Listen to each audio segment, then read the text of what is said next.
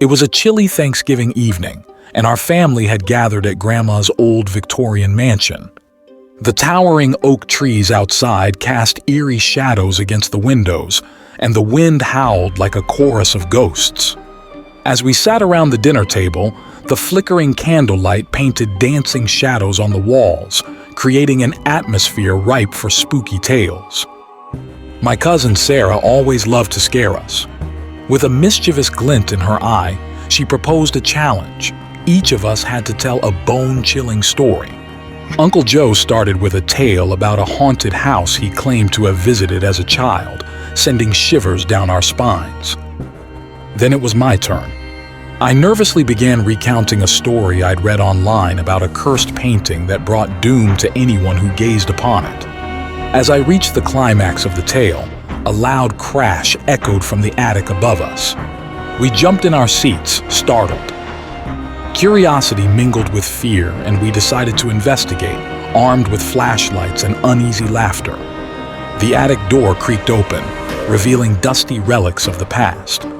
But amidst the forgotten furniture, something caught our eye, a painting covered in a dusty sheet. Sarah, always the brave one, approached it first, pulling the sheet away. The painting depicted a hauntingly familiar scene, a family gathered around a Thanksgiving table, the faces obscured by shadows. But as our flashlight beam swept across the canvas, our hearts froze in terror. The faces in the painting were ours, twisted in anguish and fear. Before we could react, the lights flickered and went out. Panic consumed us as we heard Sarah scream. When the lights returned, she was gone, vanished into thin air. The painting, now eerily illuminated, showed Sarah's horrified expression, her figure now part of the cursed artwork. We fled the attic, but the horror didn't end there. Each year, on Thanksgiving, another family member disappears mysteriously, joining the haunting painting. And every time, as the clock strikes midnight, the painting's figures seem to move, their silent screams echoing in the eerie stillness of the night. Before the horror unfolded, our family harbored buried tensions and unresolved conflicts that simmered beneath the surface like a silent storm. Uncle Joe and Aunt Martha barely spoke, their strained smiles betraying years of unspoken disagreements. Sarah and her brother, Michael, constantly clashed over trivial matters, their sibling rivalry casting a shadow over family gatherings. Grandma's mansion became a battleground for whispered arguments and passive-aggressive exchanges. Resentment lingered in the air, mingling with the scent of roasting turkey and pumpkin pie. Each family member wore a facade of holiday cheer, but beneath it lay a tangled web of grudges and unspoken grievances. During those Thanksgiving gatherings, the tension became palpable. Uncomfortable silences punctuated the laughter, and forced conversations strained to bridge the growing chasms between us. The atmosphere was thick with the weight of unsaid words and past hurts, adding an ominous layer to the festivities. It was as though the mansion itself absorbed our discord, feeding on the negative energy that crackled in the air. Little did we know that this undercurrent of animosity would set the stage for the chilling events that would soon unfold, shattering any semblance of familial harmony we feigned to maintain. The tension that simmered beneath the facade of festive cheer finally boiled over during that fateful Thanksgiving dinner. The air crackled with the heat of unspoken words, and as we gathered around the table, a sense of unease hung thick in the air. Uncle Joe and Aunt Martha's polite exchanges turned venomous, dredging up old wounds and grievances. Sarah and Michael's rivalry escalated into a heated argument, their voices rising above the clinking of silverware. Grandma, usually the beacon of calm, struggled to maintain order, but the storm of emotions had reached its peak. Words were flung like daggers across the table, each sentence cutting deeper into the fragile fabric of our familial bonds. The atmosphere became suffocating, and I felt a chill crawl up my spine as the arguments grew more intense. And then, amidst the chaos, a sudden gust of wind swept through the dining room, extinguishing the candles.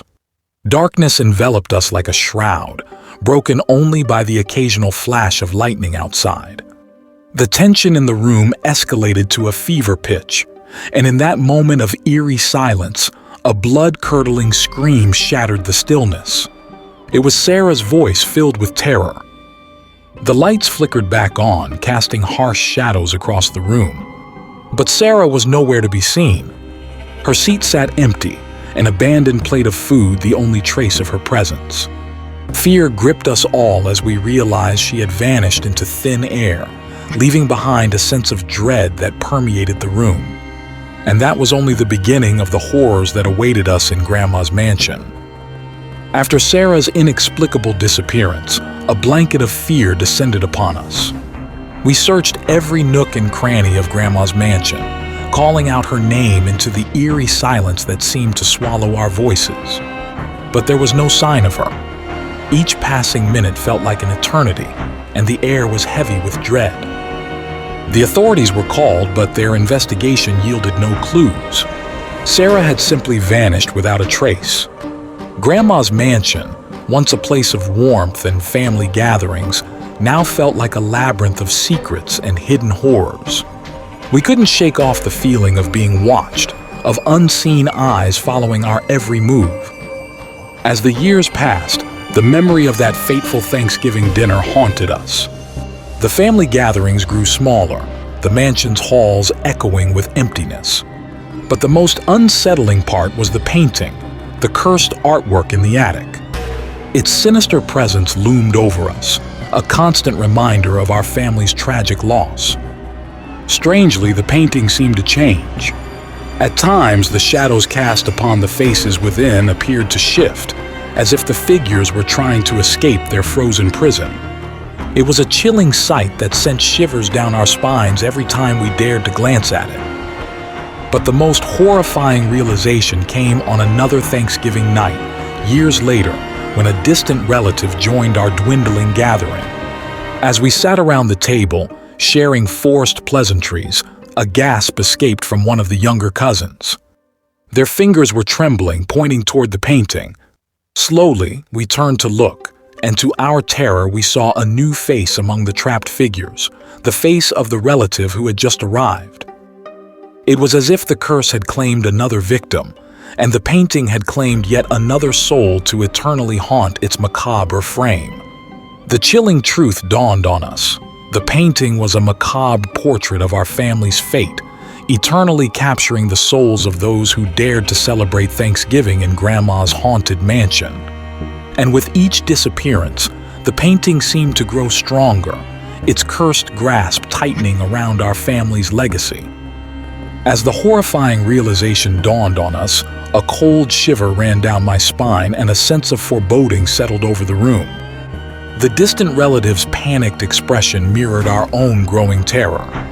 We watched in helpless horror as they seemed to slowly fade into the cursed painting, their features contorting in fear as they became one with the eerie figures trapped within the frame. A chilling silence fell upon us, broken only by the distant sound of a mournful wail that seemed to emanate from the painting itself. The once vibrant Thanksgiving celebration had turned into a nightmarish descent into darkness. With trembling hands, I reached out to cover the haunting painting, hoping to shield our eyes from its malevolent power. But as the cloth fell over the canvas, a deafening howl echoed through the mansion, sending shockwaves of terror through our very beings. The room plunged into darkness once more, the only sound the pounding of our terrified hearts. When the lights flickered back on, the painting had vanished, leaving behind an empty, dust-laden space on the wall. Yet, as we exchanged horrified glances, a cold draft brushed against us, carrying whispers of agonized voices and the faint scent of Thanksgiving dinner. The cursed legacy of Grandma's mansion lingered, a dark chapter etched into our family's history. From that night on, we vowed never to return to that mansion, haunted by the chilling fate that awaited anyone who dared to celebrate Thanksgiving within its walls. The cursed painting had claimed its victims, and the horror of that Thanksgiving night would forever haunt our memories, a bone-chilling tale of a family consumed by an ancient curse. The turkey disaster, when dinner goes wrong. The air was thick with the aroma of roasting turkey and pumpkin pie as my family gathered in our old, creaky farmhouse for our annual Thanksgiving feast. The dimly lit dining room echoed with chatter and laughter, but there was an underlying tension, a sense of something off-kilter. As we sat around the table, passing dishes and exchanging pleasantries, I couldn't shake the feeling that we were being watched. Shadows danced along the walls, and every now and then I caught glimpses of movement out of the corner of my eye. But when I turned to look, there was nothing there. The centerpiece was the colossal turkey, a golden brown masterpiece cooked to perfection, or so it seemed. As we began to carve into the bird, a foul stench filled the room, overpowering the sweet scents of the holiday. My cousins wrinkled their noses, but my uncle, ever the joker, passed it off as a rotten egg prank. But then the first slice revealed something horrifying. The meat wasn't tender and succulent as expected. Instead, it oozed a sickly green substance. Gasps filled the room as we realized something was terribly wrong. Panic set in as we looked closer, and that's when we saw them, tiny, squirming maggots wriggling within the turkey's flesh. Chaos erupted. Screams pierced the air as we pushed away from the table, knocking over chairs in our haste to escape the nightmare unfolding before us. My heart pounded in my chest as I stumbled backward, my mind unable to process the grotesque sight. In the midst of the commotion, a deafening silence fell over the room. I turned back to the table, and what I saw froze me in terror. The turkey, once crawling with maggots, now lay motionless, its carcass slowly twitching as if it were breathing. Before anyone could react, the turkey jerked violently, sending plates and utensils clattering to the ground. The creature, no, the abomination, sprouted jagged, blackened feathers, its wings unfurling with an eerie grace. Blood-curdling screeches echoed through the room as the monstrous avian horror took flight, swooping towards us with razor-sharp talons extended. We fled in terror, the creature's haunting cries echoing in our ears. But just as I reached the door, a bone-chilling realization struck me. I had forgotten to lock the back entrance. And as I turned to secure it, I saw a dozen more of those nightmarish turkeys perched on the fence, their blood-red eyes fixed on me, waiting, hungry. I sprinted through the farmhouse, desperately seeking an escape from the malevolent presence that now permeated every corner. The air grew thick with an otherworldly chill, and shadows twisted and writhed as if alive. But no matter where I turned, the sinister figure, that cursed embodiment of the turkey, pursued me with relentless determination. In a moment of sheer panic, I stumbled upon a hidden chamber, a forgotten sanctum within the house. Frantically, I barricaded the door, hoping to buy a moment's respite from the encroaching darkness. But as I caught my breath in the eerie silence, a foreboding whisper slithered into my mind, a taunting, disembodied voice promising torment and eternal suffering. With trembling hands, I reached for a dusty old journal left behind by the farmhouse's previous inhabitants. It chronicled their descent into madness, their futile attempts to contain the curse, and their ultimate demise. Amidst the ramblings and cryptic warnings, one passage stood out, a chilling revelation about the true nature of the malevolent force. The curse thrived on fear and chaos, growing stronger with each soul it consumed. And in that moment of dread clarity, I realized the horrifying truth. We had become unwitting pawns in a ritual far darker than we could comprehend. The curse needed our terror, our despair, to fully manifest its twisted power.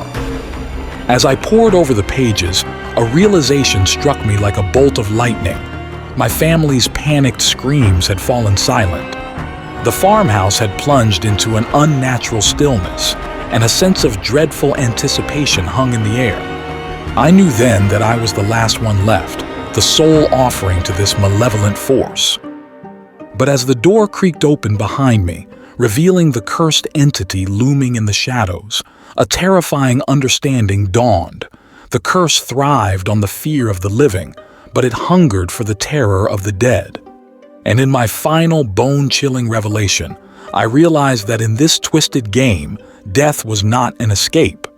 I was condemned to eternally relive this nightmarish feast, a perpetual cycle of terror and torment. Trapped in that cursed chamber, a suffocating dread enveloped me. The malevolent presence loomed closer, its twisted form casting ghastly shadows on the walls. With every step it took, the air grew colder, my breaths coming in shallow gasps. I was paralyzed by fear, knowing there was no escape from this relentless horror. Suddenly, a deafening silence fell. The haunting whispers ceased, the shadows froze in place. And then, a bone-chilling realization struck me. I had been playing directly into the curse's hands. It craved fear, fed on terror, and revealed in the chaos it sowed. By succumbing to my own dread, I had unwittingly empowered the curse, sealing my fate. Desperate to break the cycle, I attempted a futile escape, but the door refused to yield. The cursed entity advanced, its blood-red eyes boring into my soul. And just as I braced myself for the inevitable, a jarring cacophony shattered the silence. A series of ear-splitting, maniacal laughs echoed throughout the farmhouse. Confusion gripped me as the laughter intensified, ricocheting off the walls, assaulting my senses. And then the ghastly truth dawned on me. I wasn't the cursed one. I was merely a pawn in a twisted game, a mere instrument in this malevolent entity's orchestration. In a sickening revelation, I realized the laughter originated from my own lips, twisted into a grotesque, maniacal parody of joy. The curse had not consumed me. It had merely tricked me into becoming an unwitting participant in its macabre performance. As the laughter echoed endlessly, I became a permanent fixture in this nightmarish cycle, eternally trapped within the curse's malevolent grasp. And in that moment of horrifying clarity, I understood. I was to be the tormentor, an agent of fear, perpetuating the curse for unsuspecting souls who dared tread upon this haunted ground. I gasped for air, my throat raw from the endless laughter echoing in the chamber. The cursed entity loomed closer, its presence suffocating. In that perpetual moment of terror, I realized my existence had become an unending nightmare, a tormentor in the cursed cycle. The farmhouse faded into a haze of shadows as the laughter consumed my being. I was trapped in an eternal loop of fear, destined to ensnare others in this malevolent dance of horror. And as the darkness swallowed me whole, my chilling laughter echoed through the farmhouse, a haunting symphony for the next unsuspecting souls drawn into this accursed tale. In that twisted realm, time stood still, and the farmhouse remained a forsaken monument to the horrors lurking within. The curse persisted, hungering for fear, waiting patiently for the next unwitting visitors to write another chapter in its endless saga of terror. And as the story faded into whispers among the locals, the farmhouse stood silent, its secrets buried deep within its walls, a cautionary tale to heed the warnings of the past and beware the malevolent forces that lurk in the shadows, waiting for their next victims. Story 3: The Ghostly Visitor, Spooky Holiday Encounters. The wind howled outside, rattling the window panes as the eerie moon cast ominous shadows across the room. My family's old, creaky house felt more unsettling than usual on this cold Halloween night. I was alone, curled up on the couch, wrapped in a blanket, trying to distract myself with a horror movie marathon. As the clock struck midnight, a sudden chill swept through the room, sending shivers down my spine. I brushed it off, attributing it to the old house's drafty nature. But then, inexplicably, the TV flickered and died, leaving me engulfed in darkness. My heart raced as I fumbled for my phone, but before I could find it, a faint whisper echoed from the hallway. "Trick or treat," a child's voice sang, but there was something unnerving about it. a haunting echo that lingered. My pulse quickened as I called out, hoping it was just my imagination. Silence greeted me in response. Reluctantly, I crept down the hallway, my footsteps echoing in the eerie quiet. Shadows danced on the walls, playing tricks on my mind. And then, a figure appeared at the end of the corridor, a child in a tattered costume facing away from me. "Hey, are you lost?" I called out, my voice barely above a whisper. No response. My heart pounded louder, fear clutching at my throat. I took a step closer, the air thick with anticipation. The figure slowly turned around, revealing a face obscured by darkness, except for two gleaming eyes fixated on me. I stumbled back, my breath catching in my chest. But as my eyes adjusted, I realized there was no face, just a hollow void where it should have been. Panic seized me and I bolted for the front door, desperate to escape. As I reached for the handle, a cold hand gripped my shoulder, sending a jolt of terror through my body. I turned to face the empty hallway, the figure gone without a trace. But then, a bone-chilling whisper echoed in my ear. "You let me in." The lights flickered back to life, revealing the empty hallway. I fled the house, heart racing, never daring to look back. And as I stood outside, gasping for breath, I heard a faint, chilling laughter echoing from within, the laughter of a child that sent shivers down my spine. That night I realized I hadn't let a child in. I had let something else in, something not of this world. In our town, there's an old tale whispered among the locals about an abandoned house perched atop a hill. It's said that on the stroke of midnight, if you listen closely, you can hear the faint cries of a woman who once lived there. They say she was a kind soul who loved cats, but her life met a tragic end. Legend has it that if you dare to approach the house and knock on the door 3 times, she'll appear before you, weeping for her lost feline companions. It's a chilling tradition passed down through generations, but no one dares to test its truth. Then there's the story of the cursed bridge deep in the forest. They say that every year, on the night of a full moon, a ghostly figure emerges from the mist that blankets the bridge. It's said to be the spirit of a traveler who met a gruesome fate there decades ago. The superstition warns that if you happen to cross the bridge on that eerie night, you'll be haunted by visions of your worst fears until the next full moon rises. But perhaps the most spine-tingling tale is about the spectral carriage that roams the countryside. It's said that every year, on the anniversary of a tragic accident that claimed the lives of its passengers, the carriage materializes out of thin air, drawn by a team of ghostly horses. Those who have witnessed it claim that the figures inside, dressed in outdated clothing, beckon for unsuspecting travelers to join them for a ride to the afterlife. These traditions may seem like mere stories to scare children around the campfire, but the locals know better than to test their validity. They say there's a reason these tales have endured for so long, a reason rooted in a dark and haunting reality. And as I've come to learn, sometimes the scariest stories are the ones that hold a sliver of truth. As I delve deeper into these stories, seeking to unravel their origins, I stumbled upon a forgotten journal hidden in the attic of an old library. It detailed the lives of those who once walked these lands, their joys, their sorrows, and their untimely ends. But what chilled me to the bone were the last entries, a desperate plea to end the curses that still lingered, a plea left unanswered. As I closed the journal, a gust of wind extinguished the lone candle illuminating the room.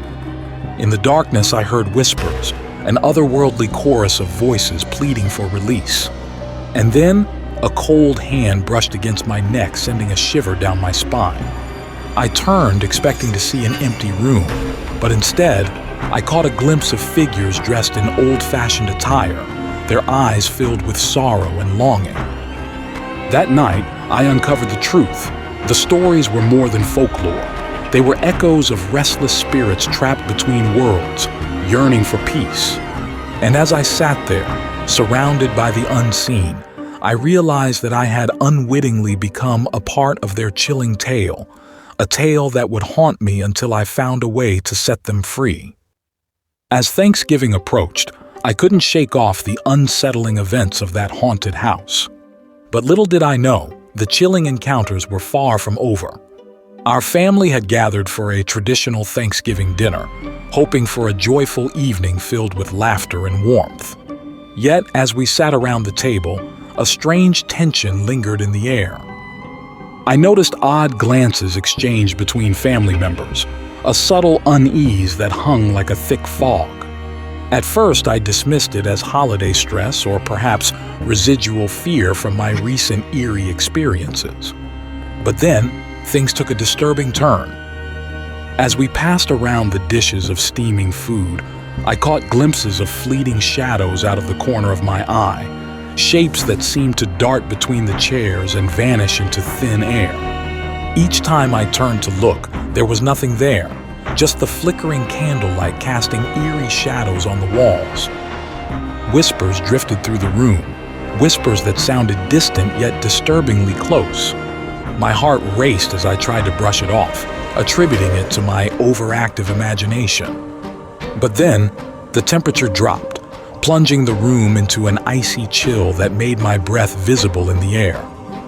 A sense of dread settled over me as I felt a presence, an otherworldly sensation that sent a shiver down my spine. I looked around the table, and that's when I saw them, apparitions, ghostly figures clad in outdated clothing, hovering behind each family member. Their hollow eyes stared into nothingness, yet their presence was undeniably palpable. I blinked, hoping they would vanish like wisps of smoke, but they remained, their spectral forms becoming clearer by the second. Panic surged within me as I realized these weren't just random spirits. They were connected to my family, bound by some unknown tie. Then, in a bone-chilling moment, the figures turned their gaze towards me, their eyes empty yet piercing. Their mouths moved soundlessly, but I could almost hear their silent pleas for release. I tried to scream, but no words escaped my lips as a cold, numbing sensation washed over me. Suddenly, the room fell silent, the figures fading away like a haunting dream. But as I looked around, my family sat frozen, their eyes wide with terror, staring at an empty chair, the chair I had occupied just moments ago. It dawned on me. I had become one of the ghostly figures haunting our Thanksgiving dinner, trapped between worlds, doomed to roam until someone could break the cycle. As the realization sank in, a chilling realization gripped me. I wasn't just witnessing these ghostly encounters, I was a part of them. And as my family's terrified gazes locked onto the empty space where I once sat, I knew I had become a ghostly specter, forever bound to haunt our Thanksgiving gatherings. The cycle continued, trapping another unfortunate soul in this spectral limbo, a fate I couldn't escape, a fate that now awaited another unsuspecting guest. As the haunting truth of my spectral existence settled in, I found myself drawn deeper into the mystery of these Thanksgiving ghostly encounters.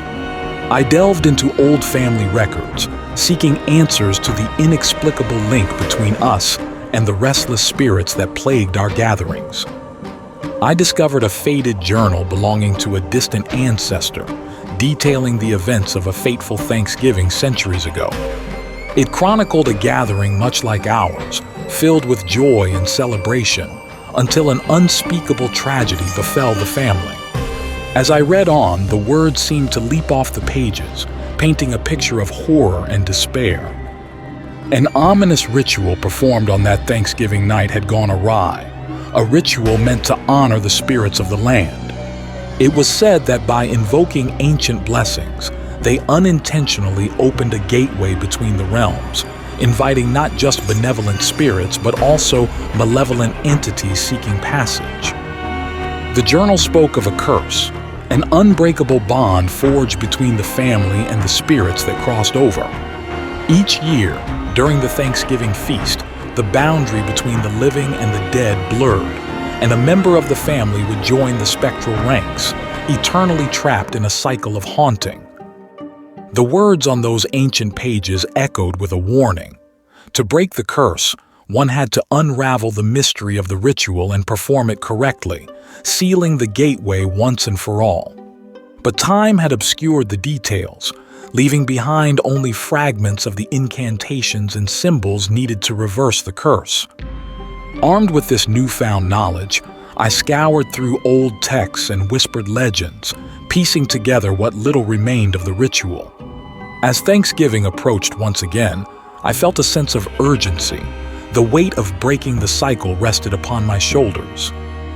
But as I gathered my family to reveal my findings and attempt the ritual, a chilling revelation struck me. The curse had already claimed its next victim. I saw the horror reflected in their eyes as they glanced past me, their gazes fixated on an empty space at the table, a space I had occupied moments ago.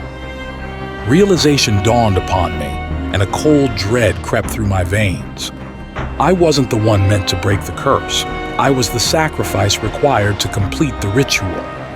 The pieces fell into place. The spirits had guided me, manipulated my search for their freedom, knowing that the only way to end the cycle was with my own entrapment. As I felt an otherworldly pull tugging at my very essence, I knew there was no escape. The room blurred, my family's cries faded into the ether, and I became one with the ghosts of Thanksgiving's past, a fate sealed in the pursuit of breaking a curse, a fate bound to repeat for eternity. And as the echoes of my family's horrified screams echoed in the ethereal realm, I realized I had become the newest addition to the ghostly ensemble haunting our Thanksgiving gatherings.